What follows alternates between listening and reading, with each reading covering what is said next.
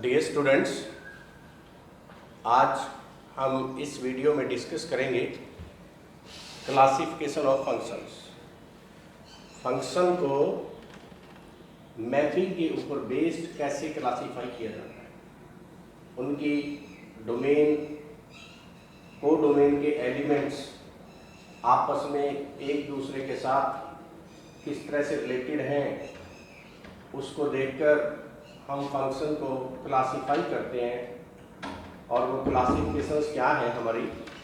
पहली क्लासिफिकेशन है one one function, जिसका दूसरा नाम है injective function. One one function जिसको दूसरा इंजेक्टिव फंक्शन के नाम से भी बुलाते हैं, कहते हैं। दूसरा है onto function. Onto function का दूसरा नाम है सब्जेक्टिव। आज हमने जो डिस्कस करा है वो यही कि किस तरह से हमें पता चले कि कोई फंक्शन वन वन है या नहीं है, मतलब वन वन फंक्शन की डेफिनेशन क्या है, किस तरह से आइडेंटिफाई करेंगे किसी गिवन फंक्शन को वन वन है या नहीं है। इसी तरह से ऑन टू, कोई फंक्शन ऑन टू है या नहीं है, उसकी डेफिनेशन क्या है, कैसे उसको आइडेंटिफाई करेंगे ऑन टू होना या ना होने के लिए। तो ये आज के वीडियो में हम लोगों ने डिस्कस करना है। बहुत ध्यान से समझने वाला टॉपिक है बेटे, क्योंकि आगे जितना भी फंक्शन है वो इस वन वन ऑन टू के ऊपर डिपेंड करते हैं। जितने भी फंक्शंस हैं, मोस्ट ऑफ द फंक्शंस में हमें one one onto check करना पड़ता है, तभी हम उसकी फर्दर स्टडी कर सकते हैं। तो ध्यान से आप लोग देखेंगे बेटे, मैं एक की डेफिनेशन दूंगा, फिर उसका एक्सप्लेनेशन करेंगे, फिर दूसरे की, फिर एक्सप्लेनेशन। पहले हम डिस्कस करते हैं वन वन फंक्शन। इस फंक्शन को हम लोग वन वन बोलते हैं। वन वन फंक्शन जिसका दूसरा नाम इंजेक्टिव फंक्शन भी है। बेटे,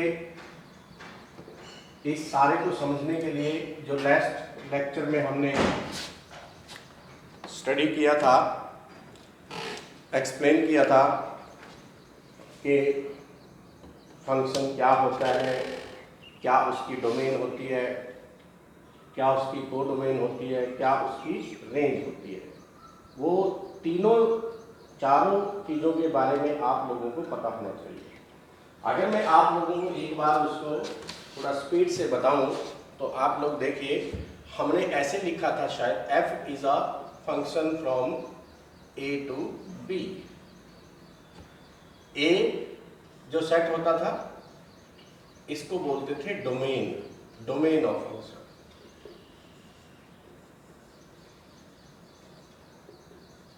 और जो b सेट होता था बच्चों, इसको बोलते थे को डोमेन ऑफ फंक्शन। दो चीजें तो आप लोगों को सीधा दिखाई देती है फंक्शन में, डोमेन और को डोमेन। और जब हम लोग यहाँ कोई फार्मूला लिखते हैं y equal to F X, y equal to any expression in x, y equal to 2x plus 3, y equal to 4x, कुछ भी, कोई भी एक्सप्रेशन लिखते हैं, एनी एक्सप्रेशन इन x, जैसे y equal to x plus 1, y equal to 2x square plus 3, y equal to sine X, trigonometry का भी use हो सकता है। तो ये सारे फंक्शंस होते हैं, वो फार्मूला जिससे a और b सेट के एलिमेंट्स आपस में एक दूसरे के साथ एसोसिएट होते हैं, वो ये फार्मूला। अब इसमें चौथी जो चीज होती है, देखो, एक हो गया डोमेन, एक हुआ को डोमेन, एक हुआ फंक्शन फार्मूला, और जो चौथी चीज होती है फंक्शन में वो होती है रेंज। रेंज क्या होता है? मैंने लास्ट लेक्चर में भी आप लोगों को डिस्कस किया था रेंज के बारे में। जब हम लोग किसी भी फंक्शन में x की वैल्यूज सब्स्टिट्यूट करते हैं, यहाँ x की जगह x की वैल्यू सब्स्टिट्यूट करते हैं, y की वैल्यू कैलकुलेट होती है और वो सेट B में से लेते हैं y की वैल्यू। इस फार्मूले में x की वैल्यू लिखने से, x की अलग अलग वैल्यू लिखने से जो y की वैल्यू ऑब्टेन होती है, उन सब y वैल्यूज को अगर यहां एक सेट में लिख दिया जाए तो ये बन जाती है रेंज। उसमें बी सेट के सभी एलिमेंट भी रेंज में आ सकते हैं और बी सेट में से कुछ एलिमेंट यहां y की जगह आ जाए रेंज में और कुछ ना आए, ऐसा भी पॉसिबल है। मतलब फंक्शन में ए सेट जो डोमेन है, डोमेन के तो सभी वैल्यूज का x की जगह यूज करना पड़ता है। कोडोमेन की यूज होता है रेंज निकालने के काम आता है कोडोमेन। कोडोमेन की उन्हीं वैल्यूज को हम रेंज में लिखते हैं जो x की वैल्यू पुट करने से हम ऑब्टेन करते हैं, वो वैल्यू हमारी रेंज बनाती है। तो फंक्शन में चार चीजें हैं जिनको हमने डिस्कस किया। एक डोमेन जो हमें शुरुआत में दिख जाएगी, एक कोडोमेन होती है जो शुरू में ही पता चल जाती है जब हम लोग लिखते हैं function from this to that.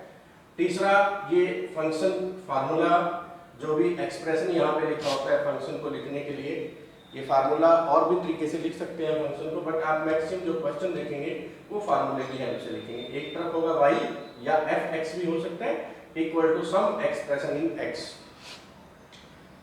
चौथी जो चीज होती है वो रेंज निकालते हैं हम लोग। रेंज x की वैल्यू पुट करने से, ये कैलकुलेट करके देखनी पड़ती है, x की वैल्यू पुट करते हैं तो y की वैल्यू जो b सेट से ऑब्टेन होती है उनको मिला के हमारा रेंज बनता है।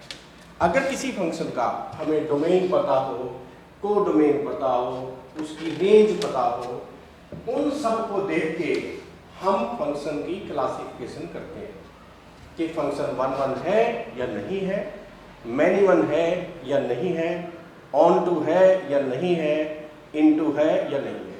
अब इस आपको एक्सप्लेन करूंगा एक एक करके। तो देखिए, हमने यहां सबसे पहले डिस्कस करना है one function.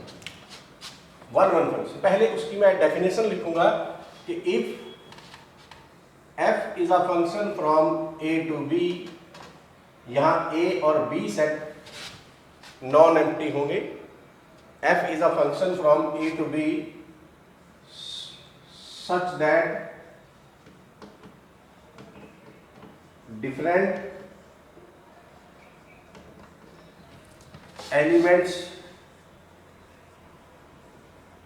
of set A are associated with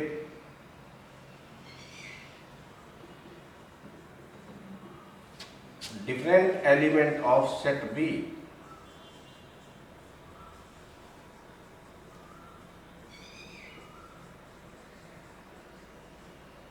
then f is called 1 1 function.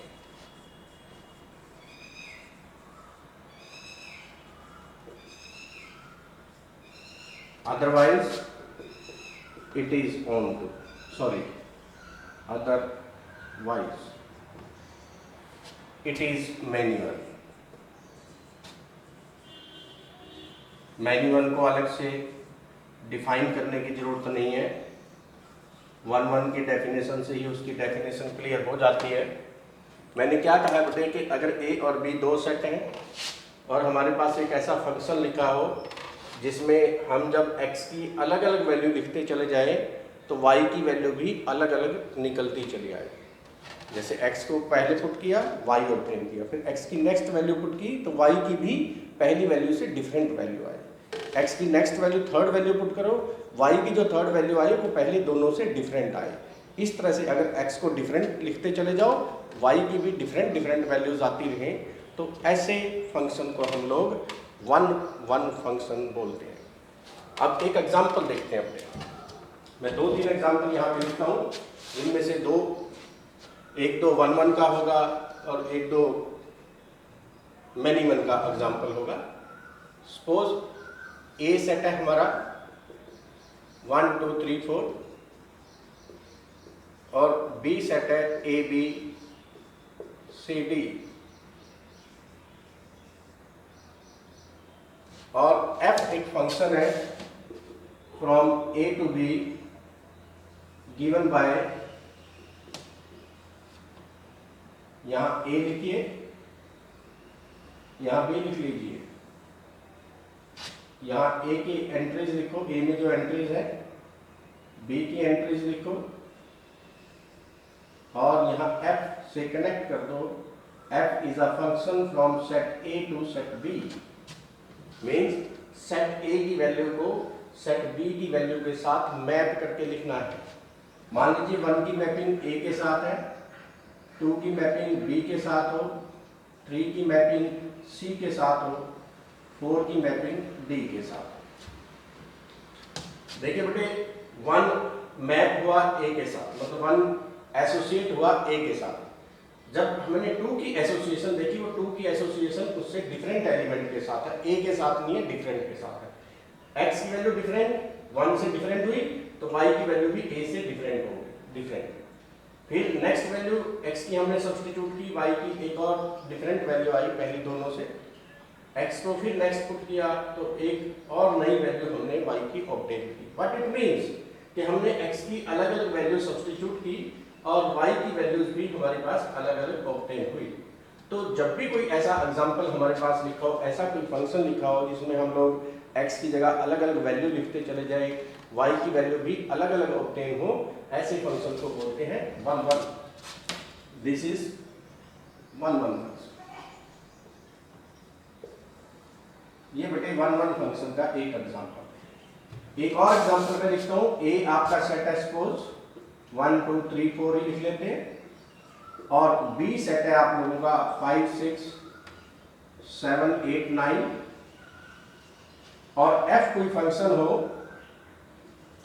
A to B, जिसको हम लोग लिखें, यहाँ ए लिख लें बच्चों 1 2 3 4, यहाँ बी लिख लें 5 6 7 8 9। मान लीजिए 1 9 के साथ एसोसिएट करता है, 2 5 के साथ करता है, 3 6 के साथ करता है, और 4 8 के साथ। देखिए 1 की एसोसिएशन 9 के साथ है, 2 की उससे डिफरेंट एलिमेंट के साथ है, 3 की उन दोनों से डिफरेंट के साथ है, और 4 की सभी से अलग एलिमेंट के साथ एसोसिएशन है। मतलब क्या हुआ, x की अलग अलग वैल्यू y सेट की अलग अलग वैल्यू के साथ एसोसिएट है, ठीक है। और एक एलिमेंट अनएसोसिएटेड भी है, उससे कोई फर्क नहीं पड़ता। बी सेट के एलिमेंट सभी के साथ एसोसिएट हो भी सकते हैं, नहीं भी हो सकते। तो इसलिए ये फंक्शन भी हमारा कैसा हो गया 1 1, जिसका दूसरा नाम है injective function.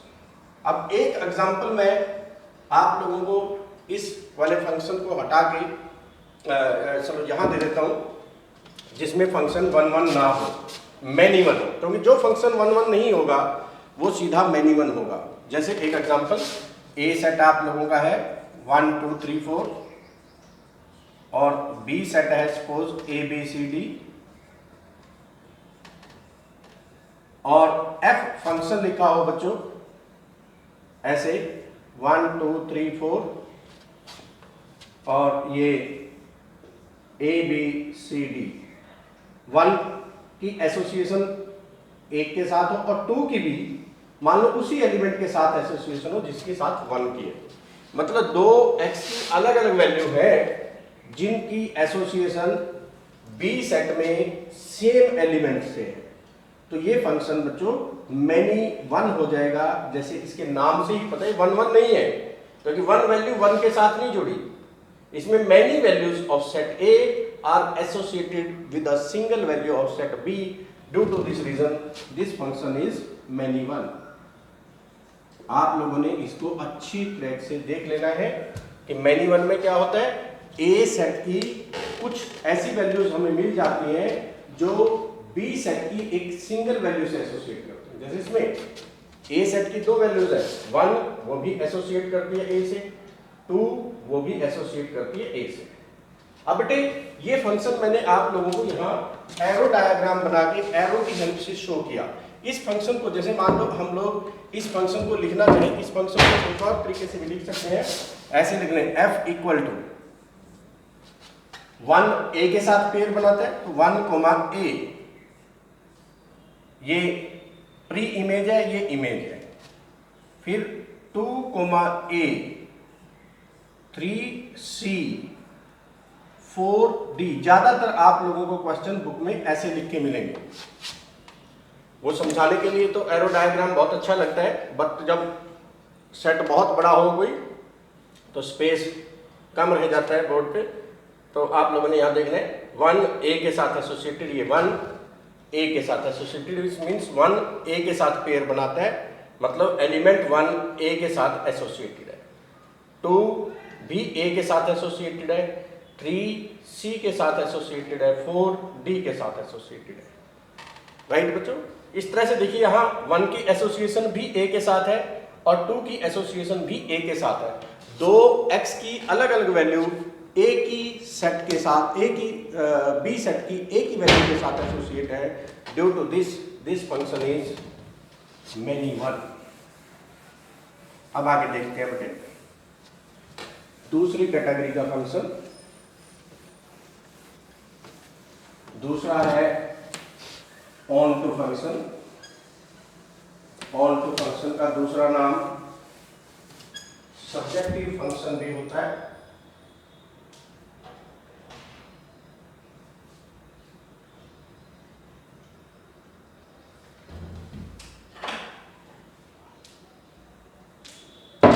Onto function,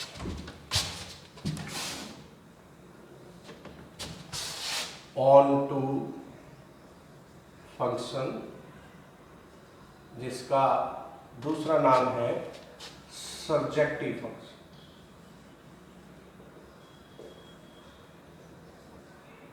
पहले बेटे आप लोग इसकी डेफिनेशन को देखेंगे और फिर डेफिनेशन को मैं एक्सप्लेन करूंगा, फिर एग्जांपल दूंगा तो क्लियर हो जाएगा। आप ध्यान से यहां पर देखो। If f is a function from a to b such that every element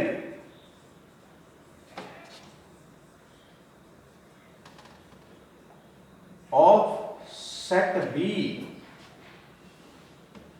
is image of some element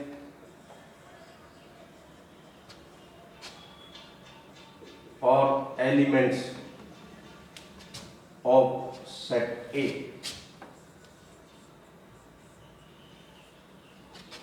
then it is called onto। और जो फंक्शन onto नहीं है, if it is not onto then it is called into। बेटे यहीं इसी definition से into की definition भी क्लियर हो जाती है।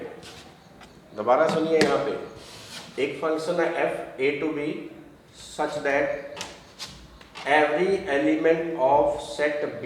यहाँ पे देखिए मैंने यहाँ B के बारे में बात की पहले कि B सेट का हर एक element is image of some element और एलिमेंट्स, या तो किसी एक एलिमेंट का इमेज हो या एक से ज्यादा एलिमेंट का भी इमेज हो, then this function is called onto. और if this condition is not fulfilled then this is called into function. अब एग्जांपल के थ्रू आप लोग देखेंगे बेटे क्या है। एग्जांपल देखिए, यहाँ दो एग्जांपल लिखता हूं मैं। पहला एग्जांपल है ए सेट है आप लोगों का 1 2 3 4 और बी सेट है ए बी सी और एफ फंक्शन है ए टू बी। लिखना पड़ता है फंक्शन ए टू बी है या बी टू ए। हम जितने भी फंक्शन लिख रहे हैं वो सभी ए टू बी लिख रहे हैं गिवन बाय, और वो फंक्शन को मैंने एरो डायग्राम से यहाँ रिप्रेजेंट किया।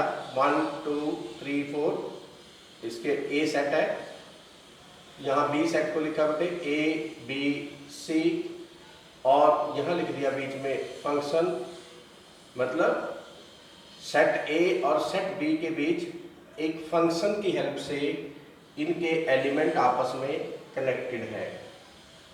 मान लीजिए ए सेट का इमेज ए सेट के एलिमेंट 1 का इमेज ए है, 2 का इमेज बी है, 3 का इमेज सी है और 4 का इमेज भी सी है।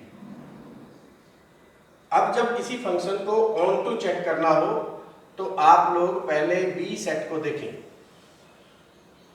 बी सेट की एंट्रीज देखो क्या क्या है। 3 एंट्रीज है बी सेट में, ए बी और सी। ए 1 का इमेज है, बी 2 का इमेज है और सी 2 डिफरेंट एलिमेंट का इमेज है, 3 का भी इमेज है और 4 का भी इमेज है। व्हाट इट शोज दैट जो बी सेट है उसका कोई भी एलिमेंट ऐसा नहीं है जो किसी के साथ एसोसिएट ना करता हो।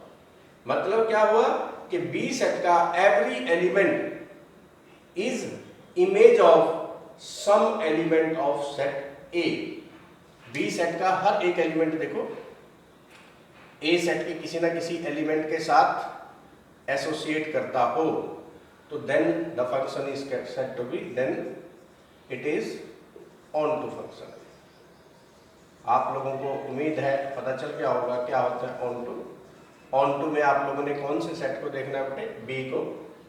बी का कोई भी एलिमेंट ऐसा ना बचे जो ए के किसी एलिमेंट के साथ एसोसिएट ना करता हो, तो इसको ऑन टू। एक और एग्जांपल देखिए बेटे, जी फंक्शन है, जी फंक्शन लिख दिया मैंने दूसरे का नाम। ए टू बी कोई फंक्शन है बेटे। ए सेट है आपका 1 2 3 4 और बी सेट है suppose A B C D. और अब आप एफ फंक्शन देखिए, जी फंक्शन को देखिए ए टू बी। इसको एरो डायग्राम की हेल्प से रिप्रेजेंट कर लेते हैं 1 2 3 4 एंड यहाँ ए बी सी डी। 1 का एसोसिएशन सी के साथ हो, 2 का एसोसिएशन भी हो, 3 का भी किसी के साथ हो, 4 का। अब आप लोग फिर सेट बी को देखिए। अब देखिए बेटे, बी सेट का हर एक एलिमेंट 1 इमेज है 2 का, बी इमेज है 3 का, सी इमेज है 1 का और डी इमेज है 4 का। बी सेट का हर एलिमेंट ए सेट के किसी ना किसी एलिमेंट का इमेज है, तो सो फंक्शन इज ऑन। ये 2 एग्जांपल बेटे मैंने ऑन टू के लिखे। अब अगर इसी फंक्शन में एक और एग्जांपल आप लोगों को मैं लिख देता हूं, यहां से ऊपर वाले को रब कर दें।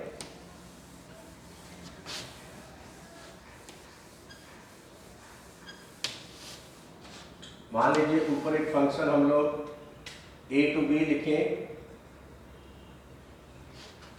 f is a function from A to B. f से लिखो फंक्शन को, g से लिखो, h से लिखो, कोई सभी का मीनिंग सेम ही है, वो नोमेनक्लेचर का डिफरेंस है सिर्फ। ये b है, a b c d e। आप 1 a से एसोसिएट करता हो, 2 b से करता हो, 3 c से करता हो, सपोज 4 d से करता हो। अब आप लोग यहां देखिए, जो b सेट है, b सेट में एक एलिमेंट हमारे पास ऐसा बच गया है जो a सेट के किसी भी एलिमेंट के साथ एसोसिएट नहीं है। मतलब जो a सेट के किसी भी एलिमेंट का इमेज नहीं है। तो अगर यहाँ एक एलिमेंट बच जाए, एक से ज्यादा बच जाए, मतलब b सेट का एक या एक से ज्यादा एलिमेंट अगर a सेट के साथ अनएसोसिएटेड हो, तो then this function is said to be into. This is into function. जो फंक्शन ऑन, देखो ऑन टू नहीं है, अगर ऑन टू नहीं है तो क्या हो गया automatically? Into function. What you mean by into function? When a function is said to be into. Into के लिए आप लोगों ने क्या देखना है? बी सेट को देखना है बच्चों। बी सेट की एक एक एंट्री को देखो।